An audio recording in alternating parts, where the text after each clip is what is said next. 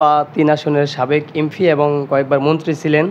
তো সেই সুবাদে যেহেতু আপনার নির্বাচনী এলাকা তজুমুদ্দিন থানার চর জহিরুদ্দিন, তো আমরা বিগত দিন দেখছি এই চরটা নদীর ভাঙনে একবারে প্রায় সোনাপুর ইউনিয়ন মনোচ ইউনিয়ন পুরা নদীর গর্ভে চলে যাচ্ছে। আসলে আমরা কি এটুকু আশা করতে পারি যদি আপনি ভবিষ্যতে এমপি এবং মন্ত্রী হন, তাহলে আমাদের এই চর জহিরুদ্দিনের ব্যাপারে আপনি কিছু একটা করবেন? নিশ্চয়ই। আমার তজুমুদ্দিন থানা একটা বড় থানা ছিল আগে, কিন্তু মেঘনা নদীর করাল গ্রাসে এই থানার বৃহদাংশ নদীগর্ভে বিলীন হয়ে যায় এবং জনগণ যখন একেবারে হতাশ হয়ে গিয়েছে যে তাদের সহায় সম্পদ জমি জমা রক্ষা করার কোনো সম্ভাবনা তারা দেখছে না, সে সময় আল্লাহর রহমতে 2001 সালে বিএনপি জনগণের ভোটে রাষ্ট্র ক্ষমতায় আসে এবং আমি পানি সম্পদ মন্ত্রী পদে অধিষ্ঠিত হই। আমি প্রথম সুযোগেই সরকারের কাছ থেকে অর্থ বরাদ্দ নিয়ে দৌলত খান এবং তজুমুদ্দিন এবং লালমোহনের বিস্তীর্ণ এলাকাকে ভাঙনের হাত থেকে রক্ষা করার জন্যে প্রথমবারের মতো সেখানে সিমেন্টের ব্লক স্থাপন করি। আজকে যে তজুমুদ্দিন থানা এখনও যতটুকু আপনারা দেখতে পাচ্ছেন, এক তো আল্লাহর রহমত আছেই, তাছাড়াও বেগম খালেদা জিয়ার সরকারের এই ব্লক স্থাপন করার ফলেই তজুমুদ্দিন এখন অনেকটা রক্ষা পেয়েছে, দৌলতকা বাজারেও রক্ষা পেয়েছে এবং লালমোহনের দলিগনগর এলাকার সেই এলাকাতেও আমরা ব্লক ফেলে আগে থেকেই প্রতিরক্ষা ব্যবস্থা নেওয়ার ফলে এই এলাকায় ভাঙন বন্ধ হয়েছে। জি স্যার, আগামীতেও যদি বিএনপি ক্ষমতায় যায়, আমরা নিশ্চয়ই সুযোগ পেলে ভোলাকে, শুধু তজুমুদ্দিন নয়, ভোলার প্রত্যেকটি থানাকে রক্ষা করার জন্য আমরা কার্যকর পদক্ষেপ গ্রহণ করব ইনশাআল্লাহ। জি স্যার, আপনি আমাদের চর জহিরুদ্দিনে আপনি আবার বিগত দিন কার্ডে জমিন দিয়েছেন বিনামূল্যে 1 টাকার বিনিময়ে, একটা ফর্মের 1 টাকার বিনিময়ে আপনি জমিন দিচ্ছেন, এখন বর্তমানেও দিচ্ছেন। তো আপনি কি এখানে কোনো টাকা নির্ধারণ করছেন যে এত টাকা করে দেওয়া লাগবে, এত টাকা করে দেওয়া লাগবে, ব্লক লিডার এই করে জমিন নিবে, এরকম কোনো বাধ্যবাধকতা কোনো নিয়ম করছেন কিনা? আরেকটা কথা হলো, আমরা আওয়ামী লীগের আমলে দেখছি যারা নিরীহ মানুষগুলো চরে থাকে, এরা এই আওয়ামী লীগের আমলে অনেক নির্যাতিত হলো, যেটা হলো তারা যে অনেকের 15 করা জমিন থাকে, একবারের টাকা নেয়, টিলারওয়ালারা গাড়িওয়ালারা ওটা সিন্ডিকেট করা যে 10 করা থাকলেও একবারের টাকা নেয়। আসলে এরকম কোনো নির্ধারিত কোনো কিছু আপনি তাদেরকে বলে দিচ্ছেন কিনা? জমি দেওয়া তো সরকারের কাজ, আমরা জমি দেওয়ার ক্ষমতা নেই আমাদের। দল ক্ষমতায় গেলে তখন সরকারের উদ্যোগেই জমি দেওয়া হবে। আমি আগেরবারও ভূমিহীনদেরকে জমি দেওয়ার জন্য উদ্যোগ গ্রহণ করেছিলাম এবং এই জমি পাওয়ার জন্য তাদেরকে কোনো অর্থ ব্যয় করতে হবে না।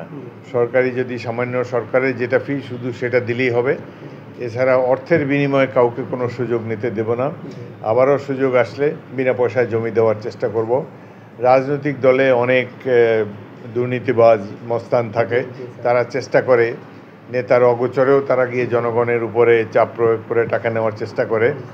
সেটা আগেও পারে নাই, এবারও অন্তত লালমোহন তজুমুদ্দিনের কাউকে অর্থের বিনিময়ে সাধারণ মানুষের, গরিব মানুষের জমি জমা নিয়ে ছিনিমিনি খেলতে দেওয়া হবে না। যারা জমি পাবে বিনা পয়সায় পাবে এবং চরে কোনো ধরনের দুর্নীতিকে এবং দখলদারিকে আমি সমর্থন করব না। জি স্যার, আরেকটা প্রশ্ন হলো যে চর জহিরুদ্দিন সোনাপুর ইউনিয়নের যে পার্শ্ববর্তী লাদেম যে একটা চর রয়েছে, এই চরটা নাকি আপনার অনুমতি দিচ্ছেন সোনাপুরের যারা জাকির হোসেন মনু আছে, তার মাকসুদ আলাদা আছে, নুলাম্বর আছে, তারা দখলে নেওয়ার জন্য। আসলে এই চরটা তো সোনাপুরে আপনারা জানেন 400-রও বেশি নাগরপাড়ার চরে সোনাপুরের ফ্যামিলি নদীর গর্ভে চলে গেছে এবং তাদের ঘর দুয়ারে অনেক কষ্ট আছে, কিন্তু তারা যদি ওই চরটা ছাড়ে তাহলে সোনাপুরের বাসিন্দারা বিশেষ করে ওই চরে কিছু জায়গা নিতে পারবে। আসলে এই ব্যাপারটা আপনি কীরকম? গরিব মানুষ যে যেখানে বসা আছে তারা সেখানেই থাকবে, কাউকে নিজের জমি থেকে উৎখাত করার পরিকল্পনা আমাদের নাই। এরপরেও অনেক জমি, খাস জমি সেখানে আছে। যদি সরকার চায় তাহলে একটা সুষ্ঠু নিয়ম মোতাবেক এই জমি জনগণকে দেওয়া যাবে এবং আমি মনে করি যে বিএনপি ক্ষমতায় আসার পর আবারও আমরা এই ভূমিহীনদেরকে, গরিব মানুষদেরকে জমি দেওয়ার কর্মসূচি শুরু করব এবং কোনো টাকার বিনিময় নয়। গরিব মানুষ, ভাগ্যবত মানুষ যাদের ঘরবাড়ি নদীতে ভেঙে নিয়ে গেছে, তারাই অগ্রাধিকার পাবে, তাদেরকে বিনা পয়সায় জমি দেওয়া হবে ইনশাল্লাহ। লাদেম চরটা সোনাপুরের আয়ত্তে আনার জন্য চাইতেছে আর কি অনেকে, এটা আমাদের অনেক সোনাপুরের নেতাকর্মীরা এটা চাইতেছে, যেহেতু সোনাপুরের বেশিরভাগ বাসিন্দা লাদেম চরের ভিতরে। এখন এটা অলরেডি বলে গেছি, আমার থানার নেতৃবৃন্দ বা অন্যদেরকে বলেছি। এখনও এই চরের জমির মালিক তো সরকার, তবু আমি তাদেরকে উদ্যোগ দিয়েছি যে এই চর লাদেনটা যাতে সোনাপুরের জনগণই ভোগ করতে পারে, সেজন্য আমি প্রয়োজনীয় উদ্যোগ গ্রহণ করব। স্যার এই যে চর মুজামল যেমন একের অধিক তো চর মুজামল জমি অনেকে ভোগ করে, কিন্তু সোনাপুর নাগরবাড়ি চরে যারা দেখছে এগুলো আছে একের অধিক অনেকে জমি আছে, এগুলো সাইডে দিতেছে আপনার নির্দেশে, যারা অসহায় গরিব তাদেরকে দিতেছে, কিন্তু এরকম জমি তো নাগর ইয়াতে চর মুজামলও আছে, কিন্তু তার এখানে কি এই প্রক্রিয়া চালু আছে কিনা চর মুজামলে? এখনও তো আমরা চর এলাকায় অনেক জমি আছে, অনেক সহায় সম্বলহীন মানুষ সেখানে আশ্রয় নিয়েছে। আমি বর্তমানে এই মুহূর্তে অসুস্থ, আমার হাঁটুতে একটা অপারেশন করেছি। আমি একটু সুস্থ হওয়ার পরে আমি সেই চরে যাব এবং এখন তো অথরিটি হলো প্রফেসর ইউনূসের সরকার। নির্বাচনের মাধ্যমে যদি বিএনপি রাষ্ট্র ক্ষমতায় যায় তাহলে এমন ব্যবস্থা গ্রহণ করব যাতে সাধারণ মানুষ, দরিদ্র মানুষ, চরাঞ্চলে বসবাসকারী মানুষ উপকৃত হয়, তারা একখণ্ড জমির মালিক হতে পারে। সেখানে কোনো বিত্তবানকে আমরা কোনো রকম সুযোগ দেব না, দরিদ্র মানুষই জমি পাবে। এই ব্যাপারে আমি প্রয়োজনীয় ব্যবস্থা গ্রহণ করব। স্যার এই যে তজুমুদ্দিনের পাশাপাশি দর্শনের দুইটা ঘটনা ঘটে গেল, তার ভিতরে যে অনেকে বলছে বিভিন্ন খবর পত্রিকা যে আপনাদের দলীয় নেতাকর্মীদের সাথে জড়িত আছে এবং আপনাদের থানা নেতাকর্মীও একজনের পক্ষে মিছিল করছে, কিন্তু সে অটোমেটিক এক জেল হাজতে আছে। আসলে এই ব্যাপারটা বারবার আপনি কীরকম দেখছেন আপনার নির্বাচনী এলাকার এরকম কঠোর অবস্থান, যদি আপনি যে কঠোর বার্তা দিয়েছেন সেখানে অন্যায় অপরাধ কোনো মুহূর্তে আপনি ছাড় দিবেন না, এবং আপনাদের দলের যে প্রধান তিনিও এই ব্যাপারে কঠোর? এই ধরনের ঘটনা সারা বাংলাদেশেই ঘটছে। তো তজুমুদ্দিন তো বাংলাদেশের বাইরের কিছু নয়, মেঘনা নদীর পাড়ে এক অবহেলিত জনপদ। সেখানে কিছু সংখ্যক সন্ত্রাসী মহিলাদের উপরে অত্যাচার করেছে বলে আমরা জানতে পেরেছি। সাথে সাথে আমি থানা পুলিশকে অনুরোধ করেছি তারা যাতে দ্রুত গিয়ে সেখানে প্রয়োজনীয় ব্যবস্থা করে। তারা অপরাধীদেরকে গ্রেফতার করেছে, বেশ কয়েকজন এখন জেলে আছে, এবং আগামীতে এদের বিরুদ্ধে কঠোর ব্যবস্থা গ্রহণ করার জন্য আমি সরকারকে অনুরোধ জানাচ্ছি এবং আমরাও এবারে তৎপর থাকব। দল করলে, কোনো ধরনের অন্যায় করলে কেউ ছাড় পাবে না, এবং সে কে কোন দল করে এটা আমাদের বিবেচ্য বিষয় নয়। সকল অপরাধীকে শাস্তির সম্মুখীন করা এটাই আমাদের কর্তব্য এবং দায়িত্ব বলে আমরা মনে করি। যে তজুমুদ্দিন যারা থানা কমিটি আছে তাদেরকে একদম অনেকে মেনে নিচ্ছে না, তাদের বিরুদ্ধে বিভিন্ন স্টাস দিচ্ছে, বিভিন্ন কথা বলতেছে। আসলে এই ব্যাপারটা আপনি কীরকম ভাবেন? তারাও দলের সক্রিয় কর্মী হিসেবে দাবি করতেছে। কিছু সংখ্যক লোক আছে যারা এত বছর আওয়ামী লীগ করেছে, কিন্তু আওয়ামী লীগের প্রখ্যাত সদস্য না বা লিখিত পরিচিত সদস্য তারা না। বহু আগে বিএনপি করতো, দল থেকে বহিষ্কার হয়ে গিয়েছে, কিংবা এখন 16 বছর আওয়ামী লীগ থাকায় বিএনপির বেশ কিছু লোক আওয়ামী লীগের ছত্রছায়ায় গিয়ে তাদের রুজি রোজগার, চাঁদাবাজি সব কিছু চালাচ্ছে। এখন আবার বিএনপি যখন দেখা গেল যে আওয়ামী লীগ অপসারিত হয়েছে, বিএনপির ক্ষমতায় যাওয়ার সম্ভাবনা রয়েছে, তখন আবার তারা ফিরে এসে বিএনপিতে ঢোকার চেষ্টা করছে। এদেরকে বিএনপি বহু আগে, 20 বছর আগেই বাদ দিয়ে দিয়েছে এবং এদের প্রতি জনগণেরও কোনো আস্থা নেই। এরা এক ধরনের শিকড়বিহীন বাসমান রাজনৈতিক টাউট। এদেরকে আমরা গ্রাহ্য করি না এবং এদেরকে দলে আনারও কোনো সম্ভব সুযোগ নেই, কারণ বেসিক্যালি তারা প্রত্যেকটা নির্বাচনে আওয়ামী লীগের সাথে ছিল। 18 নির্বাচনে আমি যে এখানে অংশগ্রহণ করেছিলাম, এরা তখন নৌকা মার্কার পক্ষে কাজ করেছে। সুতরাং এদেরকে আমরা ঠাঁই দেব না দলে। যে অনেকে অভিযোগ তুলতেছে আসলে যে যারা আওয়ামী লীগের সাথে যোগদান করছে তারা এখনও আবার নতুন করে কমিটিতে বিভিন্ন আত্মীয় স্বজনের পরিচয়, বিভিন্ন টাকার মধ্যে অনেকে আপনারা তো অগোচরে দলের কমিটিতে তারা যোগদান করছে এবং দলের সাথে তারা সক্রিয় হিসাবে কর্মী হিসাবে দাবি করছে। এটা শুধু তজুমুদ্দিন না, দেশের বিভিন্ন জায়গার, বাংলাদেশের, যেহেতু আপনি পুরো বাংলাদেশের দায়িত্বে আছেন, এই ব্যাপারে কী বলবেন? না, কোনো এই ধরনের এই হাইব্রিড তাদেরকে দলে জায়গা দেওয়া হবে না। দু একজন যদি কারো সাহায্য সহযোগিতা ঢুকেও থাকে তাদেরকে বের করে দেব। আমার জানা মতে আওয়ামী লীগ করেছে এরকম কোনো লোককে দলে স্থান দেওয়া হয় নাই, ভবিষ্যতেও হবে না। যে কিছুদিন আগে যে মলনসরা ইউনিয়নে যে চাউল সংক্রান্ত একটা বিষয় নিয়ে, যে ইব্রাহিম মেম্বার, উনি এই 8 নম্বর ওয়ার্ডের মনে হয় মেম্বার, মলন চেনে না, কিন্তু উনি কিছু চাউল একটা ইয়াতে বনানীগঞ্জ একটা দোকানে বেচতে গিয়ে ওখানে সাংবাদিকের হাতে ধরা খেলো। এখনও উনি ওই তবিয়তে আসলে বহল আছে। আসলে এটা তো আপনার দলের কর্মী পরিচয় দিয়া, এটা ব্যাপারটা আপনি কীরকম দেখছেন? এটা আমার জানা নেই, আমি ইনভেস্টিগেট করে দেখব। সত্যি হলে তো নিশ্চয়ই ব্যবস্থা গ্রহণ করব। এখন পর্যন্ত এই ধরনের আবার আমরা দেখলাম যে ইয়াতে মিটফুটে যে ঘটনাটা ঘটে গেল, এটাতে এই অনেকে বলছে এটা আপনাদের দলীয় নেতাকর্মী যে চাঁদাবাজির কারণে তাকে মারা হয়েছে। আবার পুলিশ বললো যে না, চাঁদাবাজি না, এটা তার দোকান সংক্রান্ত বিষয় নিয়ে আসলে এটা ওকে মারা হয়েছে। আসলে এই ব্যাপারটা আপনারা দলীয়ভাবে কীরকমভাবে দেখতেছেন? আমরা পত্রপত্রিকা দেখলাম যে এটি ব্যবসা বাণিজ্য বা দলীয় আধিপত্য বিস্তার বা ব্যবসায়িক দ্বন্দ্ব থেকে এই ঘটনার সূত্রপাত হয়েছে। আমরা এর তীব্র নিন্দা জানাই, ঘৃণা জানাই যারা এই কাজ করেছে। এদেরকে সর্বোচ্চ শাস্তি, মৃত্যুদণ্ড দেওয়ার জন্য আমি বিচার বিভাগের প্রতি অনুরোধ জানাই।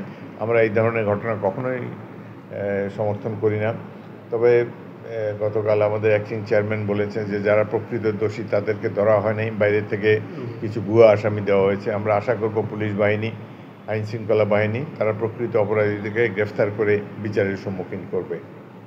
জি স্যার, এই যে আপনারা জানেন যে ইসলামী আন্দোলন সহকারে ইসলামের 28শে জুন যে একটা মহাসমাবেশ গেছে, সেখান থেকে এনসিপি সহকারে অনেক দলে পিয়ার পদ্ধতি নির্বাচন একটা ঘোষণা দিয়েছে, কিন্তু আপনারা চাইতেছেন না পিয়ার পদ্ধতি নির্বাচন। আসলে এই ব্যাপারটা আপনাদের দলের থেকে এবং আপনার ব্যক্তিগত পিয়ার পদ্ধতি নির্বাচন আপনি কী মনে করছেন? পিয়ার পদ্ধতি তারা চায় যারা জনগণের ভোটে নির্বাচিত হতে পারবে না, যারা অতীতে কোনোদিন সংসদ সদস্য হয় নাই, তাদের শখ হয়েছে যে অল্প কিছু ভোট পেলেও হওয়া যায় কিনা।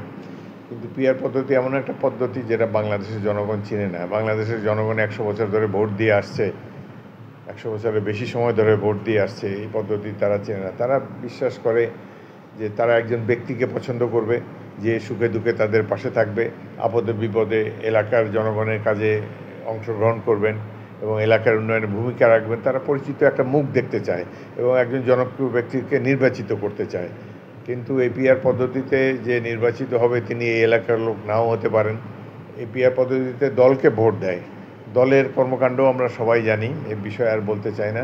তবে বাংলাদেশে যে প্রচলিত পদ্ধতি আছে, তারা একজন ব্যক্তিকে, নিজের এলাকার মানুষকে, যিনি সুখে দুঃখে মানুষের পাশে থাকেন, তাকে নির্বাচিত করার সুযোগ দেওয়া উচিত। এটা হাতছাড়া হলে বাংলাদেশের জনগণের কপালে দুঃখ নিয়ে আসবে। এছাড়া পতিত স্বৈরাচারী আওয়ামী লীগ, তারা এই যে কোনো দলে, জামাতে ইসলামী কিংবা এই যে এনসিপি, এদের চেয়ে বেশি ভোট পাবে, তাদের আসন সংখ্যা বেশি হবে যদি পিআর পদ্ধতিতে নেওয়া হয়। তো এরকম একটা অচেনা পদ্ধতি, জনগণ চিনে না, জানে না, এই ধরনের এক্সপেরিমেন্ট করার সময় এটি নয়। এই ধরনের পদ্ধতি নিতে হলে নির্বাচিত প্রতিনিধিরা নেবে। একটা নির্বাচন বর্তমান বিদ্যমান পরিস্থিতিতে হোক, নির্বাচনের পর যারা নির্বাচনে জয়লাভ করবে তারা ঠিক করবে যে আগামী নির্বাচন কিভাবে হবে। এছাড়াও যারা এই পিআর পদ্ধতির পক্ষে যারা আছে, তারা জনগণকে বলুক যে আমরা যদি নির্বাচিত হই, আমাদের যদি মেজরিটি থাকে, তাহলে আমরা সংসদ ভেঙে দিয়ে আবার পিআর পদ্ধতিতে নির্বাচন করব। কিন্তু এই সিদ্ধান্ত নিবে নির্বাচিত গণপ্রতিনিধিরা। এটাই আমি মনে করি।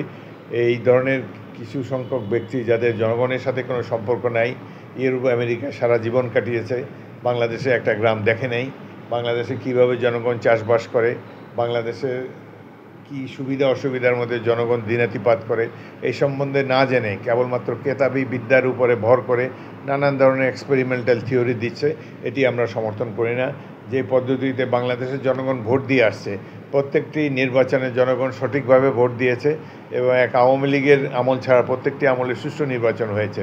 সুতরাং এই ব্যাপারে বিদ্যমান পদ্ধতির পক্ষেই আমরা রয়েছি। পিআর পদ্ধতি বাংলাদেশের বাস্তবতার জন্য সঠিক নয়। স্যার, এই যে এনসিপি দাবি করছে যদি এই নির্বাচন কমিশন সংস্কার না করে নির্বাচন করে তাহলে নির্বাচনে যাবে না, এবং স্থানীয় নির্বাচনটা এনসিপি সহকারে, ইসলাম সহকারে তারা আগে চাচ্ছে স্থানীয় সরকার নির্বাচনটা আর কি। এই ব্যাপারে আপনার বক্তব্য থাকবে? তারা এখনও বাপের হোটেলে খায়, কোনো রাজনৈতিক অভিজ্ঞতা নেই। তারা একবার নির্বাচন করে দেখুক, তাদের যদি বাংলাদেশের জনগণ বেছে নেয় আমরা তাদেরকে মাথায় করে রাখবো। কিন্তু জনগণের সমর্থন ছাড়া উল্টাপাল্টা থিওরি এটা আমরা গ্রহণ করি না। বাংলাদেশের জনগণ স্থির করবে আগামী দিনে কোন পদ্ধতিতে রাষ্ট্র চলবে। জি স্যার, এই যে আপনার পার্শ্ববর্তী আসন বলা 4 আসনে আপনারা জানেন সেখানে 2জন হেভিওয়েট প্রার্থী, যেন সাবেক এমপি আলহাজ নাজিমুদ্দিন আলম সাহেব, উনি অনেক নির্যাতিত দলের, এবং আরেকজন আছেন নুরুল ইসলাম নয়ন, উনিও বিএনপির যুব দলের সাধারণ সম্পাদক। ওনারা এখানে এই চাইতেছে নির্বাচন করার জন্য। এই জন্য অনেকে অভিযোগ করছে অনেক তাদের জনসমবল বাড়ানোর জন্য অনেক থেকেই কর্মীরা ছিটকিয়ে পড়ছে। আসলে অনেক হাইব্রিডে এখানে আস্থানা পাচ্ছে। আসলে এই ব্যাপারটা যে আপনাদের দল থেকে কি এরকম কোনো ঘোষণা দেওয়া উচিত না যে এখানে উনি নির্বাচনী এলাকায় কাজ করবে, সেখানে মারামারি আপনারা জানেন যে একজন নিহত পর্যন্ত হয়েছে। আসলে এই ব্যাপারটা আপনি কীরকমভাবে দেখছেন? এটা আমার পাশের থানার ব্যাপার। সে এলাকায় বিএনপির নির্বাচিত দল আছে এবং সেখানকার নেতৃবৃন্দ আছে, এই ব্যাপারে তারাই সিদ্ধান্ত নেবে। যদিও আমি ভোলার অধিবাসী, তবুও এই এলাকার চরফ্যাশন এলাকা একটা বিশাল এলাকা, সেখানকার জনগণ যাকে ভালো মনে করে তাকে বেছে নিলেই আমরা খুশি হব।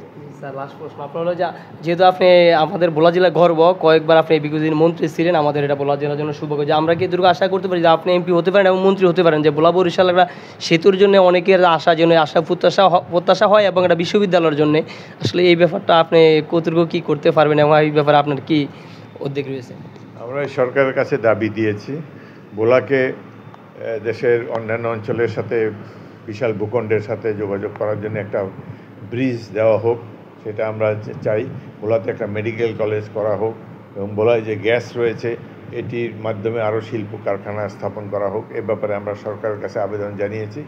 ভোলা অত্যন্ত সমৃদ্ধ একটি এলাকা, আগামী দিনে ভোলা মানুষের ভাগ্যের উন্নয়ন হবে এটাই কামনা করি। নদী ভাঙ্গনের হাত থেকে জনগণ রক্ষা পাক এটা আল্লাহর কাছে প্রার্থনা জানাই, এবং আগামী দিনে ভোলাবাসীর জন্য সুদিন অপেক্ষা করে আছে। ভোলায় যে বিশাল গ্যাস ভান্ডার রয়েছে এর মাধ্যমে সারা দেশ উপকৃত হবে, ভোলাবাসী উপকৃত হবে বলে আমি বিশ্বাস করি।